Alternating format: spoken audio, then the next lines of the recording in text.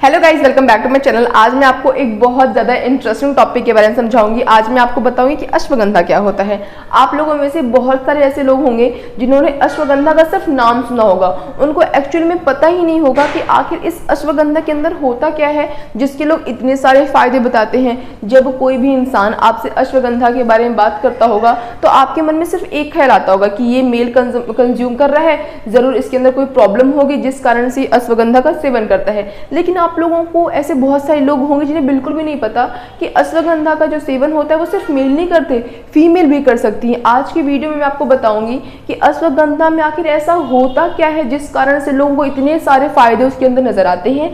उसके साथ ही मैं आपको ये भी बताऊंगी कि अश्वगंधा का सेवन क्या मेल तो करते ही हैं, क्या फीमेल भी कर सकती हैं, प्रेग्नेंट वेमेन करती हैं नहीं करती हैं, किसी को पेट में अल्सर है या फिर कोई लीवर डिजीज है वो करता है नहीं करता है, अश्वगंधा का सेवन कितने समय तक करना चाहिए, क्या आप जीवन भर अश्वगंधा, मान लो कोई मेल है उसको लगता है मेरे अंदर कुछ दिक्कत हो रही है, कुछ प्रॉब्लम हो रही है, काम करता हूँ जिंदगी भर मैं क्या खाऊंगा, अश्वगंधा खाऊंगा, क्या ये बिल्कुल भी पॉसिबल है और किन किन लोगों को अश्वगंधा का सेवन बिल्कुल भी नहीं करना चाहिए, इन सभी चीज़ों के बारे में आज की वीडियो में हम डिस्कस करेंगे। स्टार्ट करते अपने वीडियो को। सबसे पहले बहुत ही शॉर्ट में समझते हैं कि आखिर अश्वगंधा क्या होता है। तो अश्वगंधा एक बहुत ही इंपॉर्टेंट हर्ब्स है आयुर्वेदा का, जिसके बहुत सारे अनगिनत फायदे हैं, बहुत सारे मेडिसिनल्स यूज हैं, जिसको हम अपने आयुर्वेदा में बहुत ही उसका बढ़ चढ़ के अश्वगंधा ने हिस्सा लिया। उसका बहुत सारा प्रयोग है, बहुत सारी ज़रूरत है जिसको वो पूरी करता है। तो सबसे पहले हम देखेंगे कि आखिर अश्वगंधा में ऐसी कौन सी चीज़ है जिस कारण से लोग कहते हैं कि अश्वगंधा बहुत ज़्यादा बेनिफिशियल्स है। तो आज की वीडियो में आपको बता रही हूँ कि अगर 100 ग्राम अश्वगंधा को आप किसी को दे रहे हो तो उसके अंदर कौन कौन से न्यूट्रिएंट्स होते हैं जो कि आपकी बॉडी के लिए बहुत ही फायदेमंद है, जो कि आपकी बॉडी को रामबाण की तरह आपका इलाज करता है। देखो सबसे पहले लिखा हुआ है कि अगर आप 100 ग्राम अश्वगंधा किसी को सर्व करते हो तो उसके अंदर एनर्जी 245 किलो कैलोरी होती है, जो कि बहुत ज़्यादा है। कार्ब्स होते हैं उसके अंदर 49.9 ग्राम, डाइटरी फाइबर्स होते हैं 32.3 ग्राम, प्रोटीन भी होता है उसके अंदर कितना होता है 3.9 ग्राम, आयरन भी होता है 3.3 mg, कैल्शियम भी होता है 23 mg एंड विटामिन सी भी होता है 3.7 mg। तो देखा आपने कितने सारे न्यूट्रिएंट्स हैं अश्वगंधा के अंदर। तो ऐसा नहीं कि अश्वगंधा कोई जादू जैसा काम करता है कि आपने एक दिन खाया अश्वगंधा और आपको बिल्कुल असर दिखाना स्टार्ट कर देगा। इसके अंदर बहुत सारे इंपॉर्टेंट न्यूट्रिएंट्स हैं जो कि हमारी बॉडी की एक्चुअल रिक्वायरमेंट है।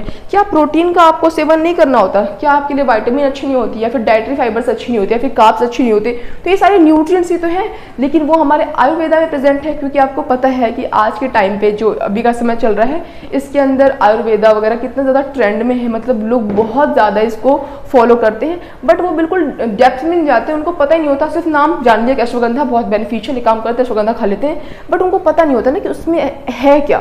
तो मैंने आपको बताया कि अश्वगंधा अगर 100 ग्राम अश्वगंधा है उसके अंदर ये सारे न्यूट्रिएंट्स होते हैं, जो न्यूट्रिएंट बेसिक न्यूट्रिएंट्स हैं, चाहे कोई भी मेल हो कोई भी फीमेल हो। क्या अगर मान लो मैं फीमेल हूँ तो क्या मेरे को प्रोटीन की रिक्वायरमेंट नहीं है, या फिर मैं आयरन का कंजम्पशन नहीं कर सकती, फिर मैं कैल्शियम का कंजम्पशन नहीं कर सकती, मैं भी कर सकती हूँ और जो मेल होते हैं वो भी कर सकते हैं। अब बात करते हैं, देखो लिखा हुआ है बेनिफिट्स ऑफ अश्वगंधा कि आखिर अश्वगंधा से होता क्या है। सपोज दैट कि कोई चाहे कि मैं अश्वगंधा खाना स्टार्ट कर दूं तो क्या हो जाएगा अगर वो अश्वगंधा खाना स्टार्ट कर देगा तो।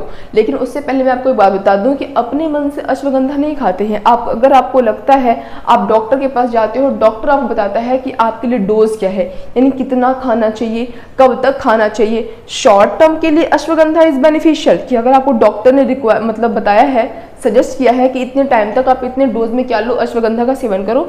बट अगर आप खुद के डॉक्टर खुद ही बन जाओ, बहुत ही लंबे टाइम तक के लिए उसको यूज करना तो आपके लिए बहुत ही हानिकारक हो सकता है।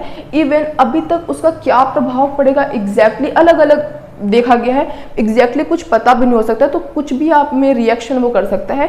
शॉर्ट टर्म के लिए वो बेनिफिशियल होता है, तो बहुत लॉन्ग टर्म के लिए खुद का डॉक्टर नहीं बनना और अश्वगंधा का सेवन करने से पहले डॉक्टर जरूर पूछ लेना। तो जो कह रहा है क्या क्या बेनिफिट्स होते हैं, तो रिड्यूसिंग स्ट्रेस, कि अगर आपके मन में आता होगा कि अश्वगंधा का सिर्फ एक ही फायदा है रिप्रोडक्शन में, रिप्रोडक्टिव पार्ट्स में वो हेल्प करते हैं, तो बिल्कुल बनी है। एंजाइटी में, स्ट्रेस में, इन सभी चीज़ों में जो अश्वगंधा होता है वो अपना असर दिखाता है। तो अगर आपको स्ट्रेस है, स्ट्रेस को कम करने के लिए भी अश्वगंधा इंपॉर्टेंट होता है। इंक्रीजिंग मेल फर्टिलिटी, मेल की फर्टिलिटी को इम्प्रूव करने के लिए अश्वगंधा का सेवन किया जाता है और यही एक मेन कारण होता है। मतलब यही एक ऐसी चीज़ है जो कि बहुत ज़्यादा हाईलाइट होती है कि मेल को अगर अपनी फर्टिलिटी को इम्प्रूव करना है, इंक्रीज करना है, तो सबसे पहले उसके मन में एक ही चीज़ आती है, अश्वगंधा।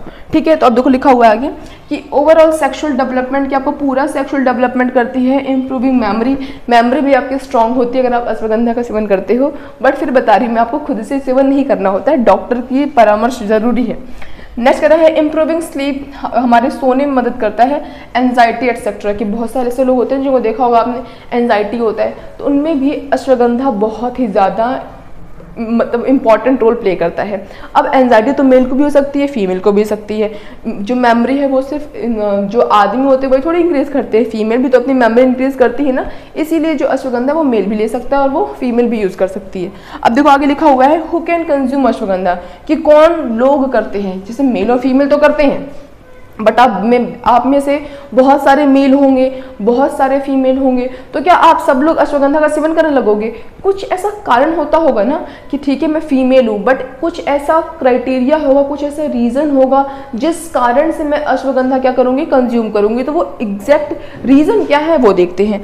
तो देखो people with condition like anxiety, कि कोई एंजाइटी से जूझ रहा है या फिर कोई मेल इनफर्टिलिटी से जूझ रहा है, तो इस कंडीशन में डॉक्टर आपको अश्वगंधा का सजेशन दे सकते हैं। अब सबसे इंपॉर्टेंट चीज़ की बात करते हैं कि किन लोगों को अश्वगंधा का सेवन नहीं करना चाहिए, बहुत ही ज़रूरी बात है।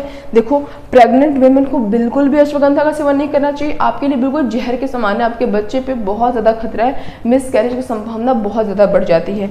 ठीक है, अल्सर, अगर कोई अल्सर है आपके पेट में, स्टमक में, तो भी आपको इसका कंजम्पशन नहीं करना चाहिए। फिर अगर लीवर डिजीज़ किसी तरीके है तो भी आपको कंजम्पशन नहीं करना चाहिए। थोड़ा बहुत हार्मोनल चेंज भी कर देता है जो कि बहुत नॉर्मल है, समय के साथ वापस से वो ठीक हो जाता है। ऐसा भी हो जाता है कि जैसे जो फीमेल होती है ना, उनका जो पीरियड्स का जो वो डेट हो जाती है ना, आगे पीछे हो जाती है, कोई हार्मोनल इम्बैलेंस हो जाता है, तो उसको कंट्रोल करने के लिए भी अश्वगंधा का जो फीमेल होती है वो कंजम्पशन करती हैं।